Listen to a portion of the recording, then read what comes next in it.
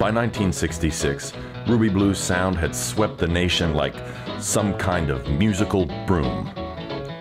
The albums My Marching Girl and Purple Maze went platinum within a week of their release. Ruby picked up a large number of disillusioned Beatles fans with the single Only Physically Bigger Than Jesus and Fighting for Your Rights, sending it to the top of the charts for 2 months. He was huge, but he was mad when people would buy his album and not his message. Like when he put out Hoppin' Mad about civil liberties, people were hopping like mad, but not about civil liberties. 1967 was the beginning of the end. During an interview, when asked for the meaning of the song, This Draft Ain't No Laugh, Ruby Blue lost his patience and punched the interviewer in the face.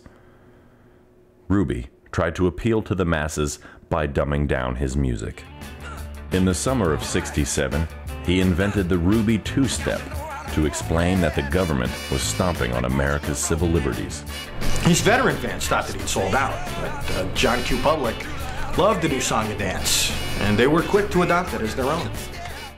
Although the general public sang along to Ruby's activist lyrics, few of them actually cared that the government was stomping on their rights. Ruby couldn't believe how stupid people were. He redirected his energies to affecting the upcoming presidential election. He was committed to stopping Richard Nixon. For the next 10 months, Ruby was in seclusion, recording an entirely anti-Nixon album. Nixon stood for everything Ruby hated. You could hear his obsession with trying to defeat Nixon when he listened to the outtakes from the sessions. God damn it, I hate you, Nixon. I'll burn your head on a fiery pile of mucus, and then they'll come and get me and they'll pull me off you, but I won't be able to be pulled off. Ruby? Fucking spoon.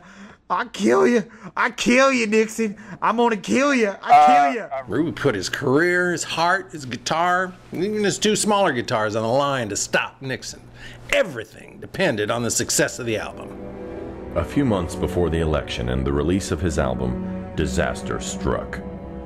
While constructing an effigy of Nixon to be burned in protest, a 75-pound papier-mâché Nixon head came crashing down and knocked Ruby Blue into a coma. Ruby would never emerge from the coma until 1973. While Ruby was still in the coma, he completely missed the election and the release of his album, Mondale Beats Nixon. Not only was the album a commercial and musical failure, but it failed to impact the election. While Ruby Blue was in a coma, Nixon would be elected twice. The war in Vietnam would boil over. Martin Luther King, Bobby Kennedy, and Malcolm X would be assassinated.